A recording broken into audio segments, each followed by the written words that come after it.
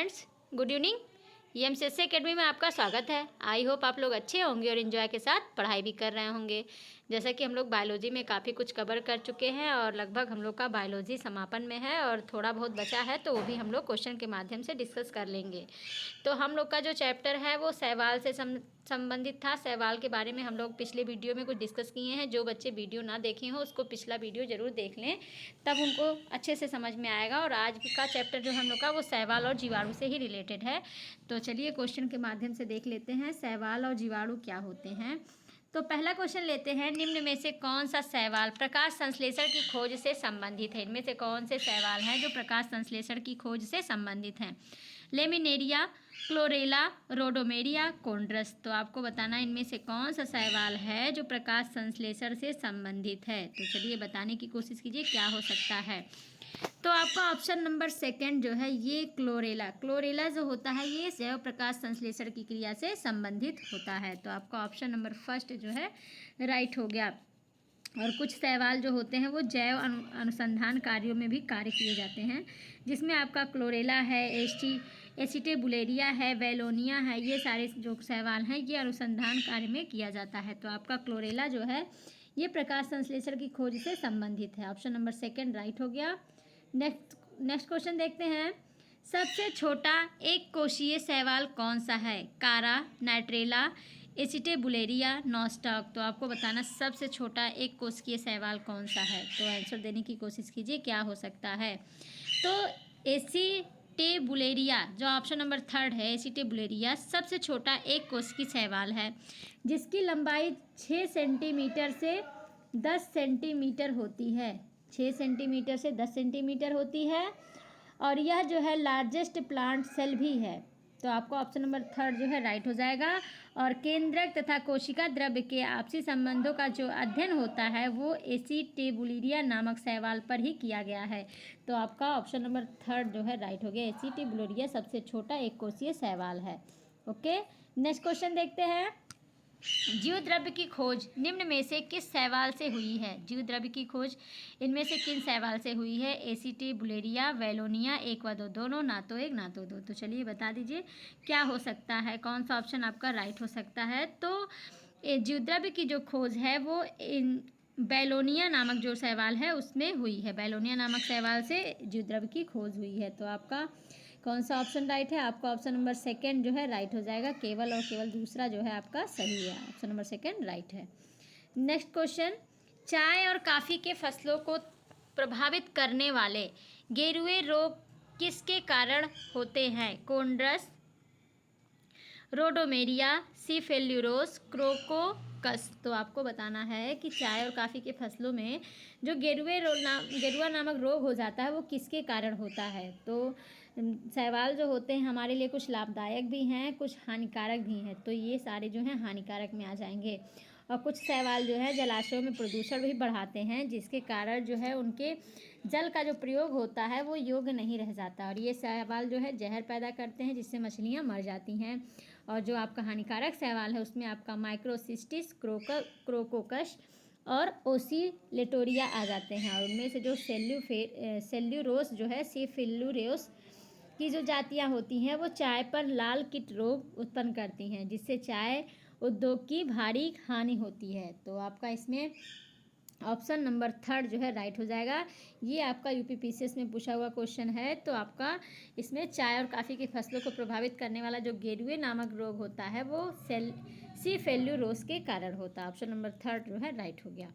Next देखते हैं, जीवाणु को खोज किसने किया था। एंटोनी वान ल्यूवेनहाक, रॉबर्ट कोच, बॉक्समैन, उपर्युक्त सभी। तो इसको तो आप लोग बहुत आसानी से बता सकते हैं क्योंकि बचपन से पढ़ते हुए आए हैं जीवाणु की खोज किसने किया। तो चलिए जल्दी से बताइए क्या हो सकता है। तो जीवाणुओं का जो पता है वो सर्वप्रथम एंटोनी वान ल्यूवेनहाक ने 1683 ईस्वी में लगाया था। एंटोनी वान ल्यूवेनहाक ने 1683 ईस्वी में लगाया और एरन वर्ग ने 1829 ईस्वी में इसे जीवाणु नाम दिया। और फ्रांस के वैज्ञानिक लुईस पास्चर ने 1876 में बताया कि किण्वन की क्रिया जीवाणुओं द्वारा होती है।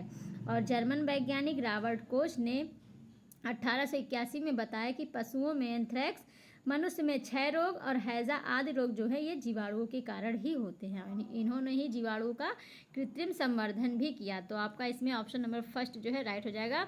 एंटोनी वान ल्यूवेनहॉक ने जीवाणु की खोज की। ओके, चलिए नेक्स्ट क्वेश्चन।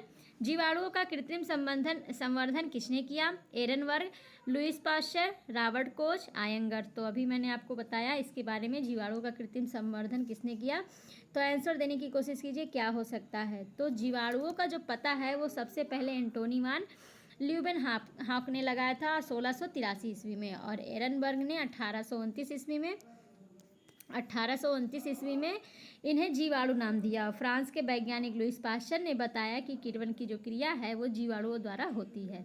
और जर्मन वैज्ञानिक रॉबर्ट कोच ने 1881 में बताया कि पशुओं में एंथ्रेक्स, मनुष्य में क्षय रोग और हैजा आदि रोग जो है जीवाणुओं के कारण ही होते हैं। और इन्होंने जीवाणुओं का कृत्रिम संवर्धन भी किया।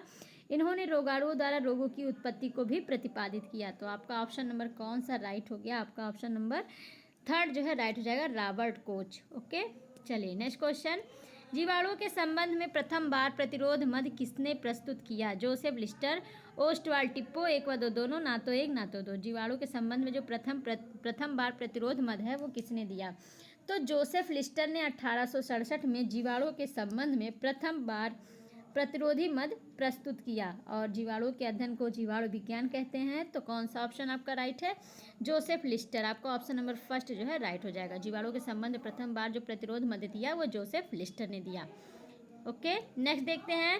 निम्न में से कौन सा सही सुमेलित नहीं है? इनमें से कौन सा सही सुमेलित नहीं है? पहला, एंटोनी वान ल्यूवेनहॉक जीवाणु विज्ञान के जनक, लुईस पाश्चर शैवाल विज्ञान के जनक, रॉबर्ट कोच आधुनिक जीवाणु विज्ञान के जनक। ये देखिए यहाँ डैश जो है थोड़ा सा गलत हो गया है, डैश यहाँ होना चाहिए और इसमें यहाँ होना चाहिए। तो इनमें से कौन सा सही सुमेलित नहीं है ये बताना है।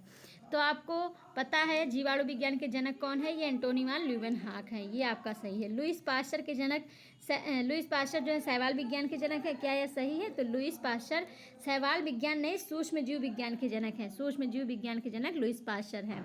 और रॉबर्ट कोच को आधुनिक जीवाणु विज्ञान का जनक कहा जाता है। और ओस्वाल्ड टिप्पो ने 1942 में जीवाणुओं को संघ साइजोमाइकोफाइटा के अंतर्गत रखा था। तो आपका ऑप्शन नंबर सेकेंड जो है ये सही सुमेलित नहीं है। लुईस पाश्चर सूक्ष्म जीव विज्ञान के जनक हैं। ओके, चलिए नेक्स्ट क्वेश्चन। सबसे बड़ा शैवाल कौन सा है? सबसे बड़ा शैवाल कौन सा है? ट्राइकोडेस्मियम, इरिथ्रियम, एसिटाबुलेरिया, माइक्रोसिस्टिस, क्रोकोकस। तो चलिए बता दीजिए सबसे बड़ा शैवाल कौन सा है? तो माइक्रोसिस्टिस जो है ये सबसे बड़ा शैवाल है। और इसकी जो लंबाई होती है लगभग 50 मीटर होती है, लगभग 50 मीटर होती है। और इसी कारण इसे दैत्याकार समुद्री घास भी कहते हैं। तो आपका ऑप्शन नंबर थर्ड जो है राइट हो गया। नेक्स्ट क्वेश्चन देखते हैं। जीवाणुओं को पादप जगत में रखने का क्या कारण है? जीवाणुओं को पादप जगत में रखने का क्या कारण है? क्यों इसको पादप जगत में रखते हैं? तो आंसर देने की कोशिश कीजिए। पहला है प्लास्टिड, हरित लवक, गाल्जी का, कोशा भित्ति। तो जल्दी से बताइए क्या हो सकता है।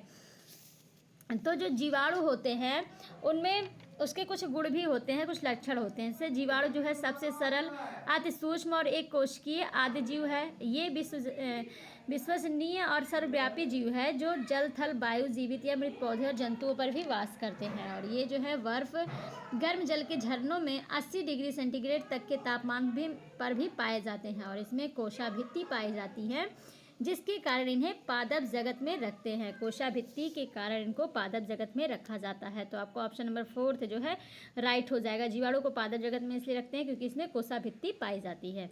ओके, नेक्स्ट देखते हैं। जीवाणु में निम्न में से कौन से कोशिकांग नहीं पाए जाते हैं? लवक है, माइटोकॉन्ड्रिया है, अंतःप्रद्रव्य जालिका है, उपर्युक्त सभी। जीवाणु में कौन से कोशिकांग नहीं पाए जाते हैं? तो चलिए बता दीजिए क्या हो सकता है। तो जीवाणु में कोशाभित्ति पाई जाती है जिसके कारण इनको पादप जगत में रखा जाता है। और इसमें सुविकसित लवक जिसे प्लास्टिड कहते हैं, माइटोकॉन्ड्रिया, गाल्जी काय और अंतःप्रद्रव्य जालिका, ये सारे कोशिकांग इसमें नहीं पाए जाते हैं। तो आपका ऑप्शन नंबर फोर्थ जो है राइट हो जाएगा। उपर्युक्त सभी। जीवाणु में लवक भी नहीं होता, माइटोकॉन्ड्रिया भी नहीं होता, अंतःप्रद्रव्य जालिका भी नहीं होता और साथ साथ गाल्जी काय भी इसमें नहीं पाए जाते। तो आपका ऑप्शन नंबर फोर्थ राइट हो गया। Next question. कोसा द्रव्य में उपस्थित केंद्रकीय पदार्थ को क्या कहते हैं? आरंभिक केंद्रक, केंद्रक कला एलिजन ग्लाइकोजन। तो आपको बताना है कि कोशाद्रव में जो उपस्थित केंद्रकीय पदार्थ होते हैं वो क्या कहलाते हैं। तो बताने की कोशिश कीजिए। तो जीवाणु कोशा में जो केंद्रक के चारों ओर पाए जाते हैं उसे केंद्रक कला, इसमें जो है केंद्रक कला कहते हैं। और इसमें जीवाणु में केंद्रक के चारों ओर केंद्रक कला नहीं पाया जाता है, अनुपस्थित होता है। और कोशाद्रव में जो उपस्थित केंद्रकीय पदार्थ होता है उसको हम आरंभी केंद्रक कहते हैं। और ऐसी कोशा को जो है प्रोकैरियोटिक कोशा कहते हैं। प्रोकैरियोटिक कोशा जिसमें केंद्रक उपस्थित ना हो उसे प्रोकैरियोटिक कहते हैं, जिसमें केंद्रक उपस्थित होता है उसे हम यूकैरियोटिक कहते हैं। तो कोशाद्रव में उपस्थित केंद्रकीय पदार्थ को आरंभी केंद्रक कहते हैं। तो आपका ऑप्शन नंबर फर्स्ट जो है राइट हो जाएगा। ओके, चलिए नेक्स्ट क्वेश्चन। निम्नलिखित कथनों पर विचार कीजिए। पहला है जीवाणु में जीवद्रव्य कला कुछ स्थानों पर अंदर की ओर अनेक बार बलित होकर मध्यकाय बनाती हैं। सेकंड है प्रकाश संश्लेषी जीवाणुओं में हरित लवक जैसी रचना पाई जाती है। थर्ड है एक व दो दोनों फोर्थ है ना तो एक ना तो दो। तो आपको बताना इनमें से कौन सा सही है ये बताना है। तो चलिए देख लेते हैं। पहला तो जीवाणु में जीवद्रव्य कला, तो जीवद्रव्य कला कुछ स्थानों पर अंदर की ओर अनेक बार बलित होती हैं जिसे मध्यकाय कहते हैं, और ये आपका राइट है। और इन पर श्वसन विकार होते हैं जो श्वसन में भाग लेते हैं। तो पहला आपका सही हो गया। सेकंड है प्रकाश संश्लेषी जीवाणु में हरित लवक जैसी रचना पाई जाती है। हरित लवक जैसी रचना पाई जाती है, ये आपका गलत है, क्योंकि प्रकाश संश्लेषी जीवाणु में हरित लवक जिसे क्लोरोप्लास्ट कहते हैं जैसी रचना नहीं पाई जाती, बल्कि एक लैमिला रचना पाई जाती है जो अनेक थाइलेकाइड्स जीवद्रव्य में बिखरे रहते हैं। तो ये गलत हो गया। इसमें हरित लवक जैसी रचना नहीं पाई जाती है, बल्कि लैमिला नामक एक संरचना होती है जिसे थैलेकाइड्स जीवद्रव्य में बिखरे रहते हैं। तो ये गलत हो गया। तो केवल पहला जो है सही है। ओके, चलिए नेक्स्ट क्वेश्चन। जीवाणुओं के कोशा भित्ति में निम्न में से कौन से शर्करा व्युत्पन्न होते हैं। एसिटिल ग्लूकोसेमिन, एसिटिल म्यूरेमिक अम्ल, एक व दो दोनों, ना तो एक ना तो दो। तो बताना है कि जीवाणु के कोशा भित्ति में कौन कौन से शर्करा उत्पन्न होते हैं। तो बताने की कोशिश कीजिए क्या होगा। तो जीवाणु के बारे में मैंने बताया कि इसमें जो है कोशा भित्ति पाई जाती हैं जिसके कारण इसको पादप जगत में रखते हैं। इसमें लवक, माइटोकॉन्ड्रिया, गाल्जिकाएं, अंतःप्रद्रवी जालिका, ये आदि कोशिकांग जो होते हैं इसमें नहीं पाए जाते हैं। और कोशिका जो जीवाणु कोशा में केंद्रक के चारों ओर केंद्रक कला भी नहीं पाया जाता है, केंद्रिका भी इनमें अनुपस्थित होता है। और इसमें जीवद्रव्य कला कुछ स्थानों पर अंदर की ओर अनेक बार बलित होकर मध्यकाय बनाती हैं। और प्रकाश संश्लेषी जीवाणुओं में हरित लवक की जैसी रचना नहीं पाई जाती, बल्कि एक लैमिला रचना वाले अनेक थैलेकाइड्स पाए जाते हैं। और जीवाणु जो होते हैं ये राइबोसोम 70S प्रकार के होते हैं जो जीवद्रव्य में स्वतंत्र रहते हैं और प्रायः पॉलीसोम और पॉलीराइबोसोम के रूप में नहीं होते हैं। और इनकी कोशा भित्ति में एसिटिल ग्लूकोसेमिन और एसिटिल म्यूमेरिक अम्ल जो है ये दोनों जो है प्रमुख शर्करा भी उत्पन्न होते हैं जो अन्य जीवों में नहीं होते हैं, केवल ये जीवाणुओं में उत्पन्न होते हैं। तो आपका ऑप्शन नंबर थर्ड जो है राइट हो जाएगा, एक व दो दोनों। ओके, चलिए नेक्स्ट क्वेश्चन। जीवाणुओं में निम्न में से कौन सा विभाजन होता है। जीवाणुओं में कौन सा विभाजन होता है। सूत्री विभाजन, असूत्री विभाजन, अर्धसूत्री विभाजन, उपर्युक्त सभी। तो आपको बताना इनमें से कौन सा विभाजन होता है। तो जीवाणुओं में जनन जो होता है सामान्यतः द्विविभाजन द्वारा होता है जो एक प्रकार का असूत्री विभाजन है। असूत्री विभाजन आपका ऑप्शन नंबर सेकंड जो है राइट हो जाएगा। अमिटोसिस जो होते हैं ये आपका असूत्री विभाजन जीवाणुओं में पाया जाता है। ओके, नेक्स्ट देखते हैं।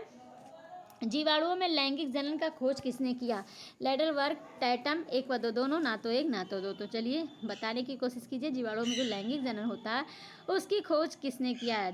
सेक्सुअल रिप्रोडक्शन की खोज किसने किया। तो जीवाणुओं में लैंगिक जनन जो होता है वो स्पष्ट युग्मकों के संलयन द्वारा नहीं होता है और इसमें आनुवांशिक लक्षणों के परिवर्तन, आनुवांशिक पुनर्संयोजन की विभिन्न विधियों द्वारा संपन्न होता है। और इसमें लैंगिक जनन को संयुग्मन, रूपांतरण तथा पारक्रमण द्वारा व्यक्त किया जाता है और इनका कृत्रिम या संश्लेषित माध्यम में संवर्धन किया जा सकता है। ये आपका IAS में पूछा हुआ क्वेश्चन है लैंगिक जनन के बारे में। तो आपका इसमें ऑप्शन नंबर थर्ड जो है राइट हो जाएगा।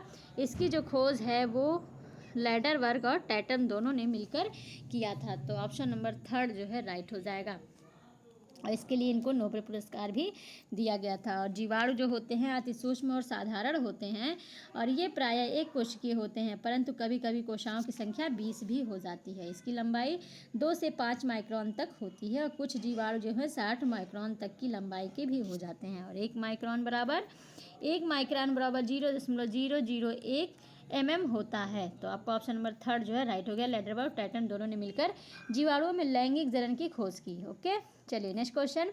निम्न में से सबसे कम लंबाई का जीवाणु कौन सा है? सबसे कम लंबाई का जीवाणु कौन सा है? Dialister pneumosintes, Diplococcus pneumoniae, Vibrio cholerae, Streptococcus lactis. तो आपको बताना है सबसे कम लंबाई वाला जीवाणु कौन सा है। तो सबसे कम लंबाई वाला जो जीवाणु है वो डाई एलिस्टर न्यूमोसिंटिस है। ऑप्शन नंबर फर्स्ट जो है राइट हो जाएगा। इसका जो लंबाई है वो 0.15 माइक्रोन से 0.3 माइक्रोन तक होता है। इसकी जो लंबाई 0.15 माइक्रोन से 0.3 माइक्रोन तक होता है और 1 माइक्रोन बराबर 0.001 mm के बराबर होता है। तो आप इसको निकाल सकते हैं कि 1 माइक्रोन बराबर 0.001 है तो 0.15 माइक्रोन बराबर कितना हो जाएगा? तो सबसे छोटा जो है डाई एलिस्टर न्यूमोसिंटिस है। ऑप्शन नंबर फर्स्ट राइट हो गया। Next question.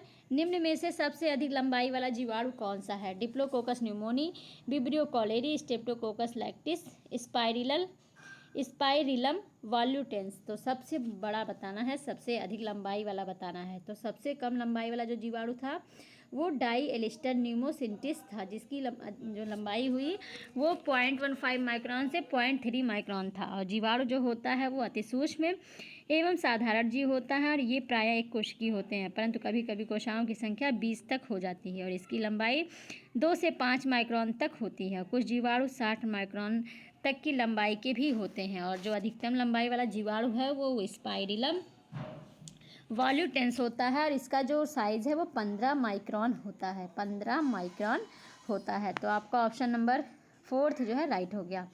नेक्स्ट क्वेश्चन देखते हैं। आकार और आकृति के आधार पर जीवाणुओं के प्रकार है। आकार और आकृति के आधार पर जीवाणु के कौन कौन से प्रकार हैं? छड़ाकार या बैसिलस, गोलाकार या कोकस, कामा आकार, उपर्युक्त सभी। तो चलिए बताने की कोशिश कीजिए। तो अभी मैंने बात किया कि सबसे कम लंबाई वाला जीवाणु जो है डाई एलिस्टर न्यूमोसिंटिस है। सबसे अधिकतम लंबाई का जीवाणु स्पाइरिलम वॉल्यूटेंस है, परंतु सबसे बड़ा जो जीवाणु है वो बेजियोटोवा मिराबिलिस होता है। और जीवाणु आकार और आकृति के आधार पर कई प्रकार के होते हैं, जैसे छड़ाकार जिसे बैसिलस कहते हैं, गोलाकार जिसे कोकस कहते हैं और कामा आकार जो होता है, और एक होता है आपका सर्पिलाकार। तो आपका इसमें सभी जो हैं सभी राइट हो जाएंगे, उपर्युक्त सभी। और छड़ाकार या बैसिलस जो होते हैं इसमें जो होते हैं ये आपका छड़नुमा होते हैं और बेलनाकार होते हैं। ये या तो अकेले होते हैं या समूह के रूप में पाए जाते हैं। तो और गोलाकार जो होता है ये गोलाकार तथा सबसे छोटे जीवाणु होते हैं और कोशिकाओं के विन्यास के आधार पर भी इनको कई प्रकार में बांटा जाता है, जैसे माइक्रोकोकस, डिप्लोकोकस, टेट्राकोकस और स्टेप्टोकोकस होते हैं और स्टेफाइलोकोकस होते हैं। तो ये जो होते हैं आपके इसके 5 प्रकार होते हैं। और बैसिलस जो होता है छड़ाकार जो होता है वो आकार उस बैक्टीरिया का ऐसे होता है। और जो कोकस होता है डिप्लोकोकस तो अभी मैंने बताया वो गोलाकार होता है। ये डिप्लोकोकस हो गए, इस टाइप से रहेंगे। तो ये माइक्रोकोकस हैं और स्टेप्टोकोकस मतलब ऐसे करके झुंड में रहते हैं, इस टाइप से है सब। और कामा आकार के जो कोकस होते हैं, कामा आकार के जो होते हैं वो अंग्रेजी के कामा के इस आकार में होते हैं। और सर्पिलाकार या स्क्रू के आकार के जो होते हैं वो सर्पिला स्क्रू आकार ऐसे ही कुछ होता होगा। तो इस तरह से सब उपर्युक्त सभी आपके जो आकृति और आकार के आधार पर जीवाणु कई प्रकार के हैं। छड़ाकार जिसे बैसिलस कहते हैं, गोलाकार या कोकस होता है और कामा आकार सर्पिलाकार। तो आपका ऑप्शन नंबर 4 राइट हो गया। नेक्स्ट क्वेश्चन और लास्ट क्वेश्चन। जीवाणुओं के कोशाभित्ति किसकी बनी होती हैं? पॉलीसेकेराइड, लिपिड, प्रोटीन, उपर्युक्त सभी। तो आपको बताना जीवाणु के जो कोशाभित्ति हैं वो किसकी बनी हैं? पॉलीसेकेराइड के, लिपिड के, प्रोटीन के, उपर्युक्त सभी। तो किसके बने हैं? तो जीवाणु कोशा एक भित्ति की जो होती है भित्ति से घिरी होती है और यह पॉलीसेकेराइड, लिपिड और प्रोटीन की बनी होती है।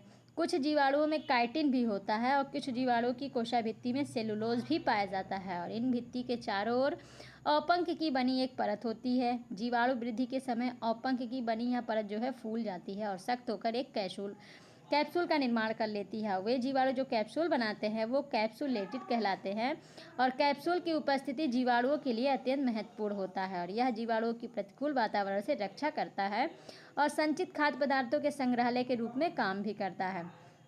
और इसके साथ ही जीवाणुओं में उत्सर्जी पदार्थ भी एकत्रित होते रहते हैं। दूसरी ओर जो कैप्सूल की उपस्थिति होती है वो जंतुओं के रोग के संक्रमण में सहायता देती है, क्योंकि कैप्सूल के कारण जंतुओं के रक्त में रहने वाले जो WBC या श्वेत रक्त कणिकाएं होती हैं वो जीवाणुओं को नष्ट नहीं कर पाती हैं, जिसके कारण रोग फैलता रहता है। और जो कैप्सूल का निर्माण होता है वो डेक्स्ट्रीन, लेवाइन, सेलुलोज और पॉलीसेकेराइड आदि पदार्थों से बना होता है। तो आपका इसमें ऑप्शन नंबर 4 जो है राइट हो जाएगा। जीवाणु की जो कोशाभित्ति होती है पॉलीसेकेराइड होती है, लिपिड और प्रोटीन इन सब की बनी होती है। तो आपका ऑप्शन नंबर 4 राइट हो गया। ओके, तो इस प्रकार फ्रेंड आपको आज का सेशन अच्छा लगा होगा और कुछ नई जानकारी मिली होगी, कुछ पुराना रिवीजन हुआ होगा। तो आप लोग वीडियो को ध्यान से देखा करें, बार बार रिवीजन किया करें, बार बार पढ़ा करें, जिससे आपको एग्जाम में कॉन्फिडेंस आए और कोई भी दिक्कत ना हो। और एग्ज़ाम टाइम में कॉन्फिडेंस आना बहुत ज़रूरी है कि उस टाइम कन्फ्यूज़न बहुत बना रहता है। तो आप लोग यदि बार बार रिवीजन करेंगे, बार बार पढ़ेंगे तो ऐसी स्थिति नहीं आएगी और आप लोग एग्ज़ाम में अच्छे से कर पाएंगे।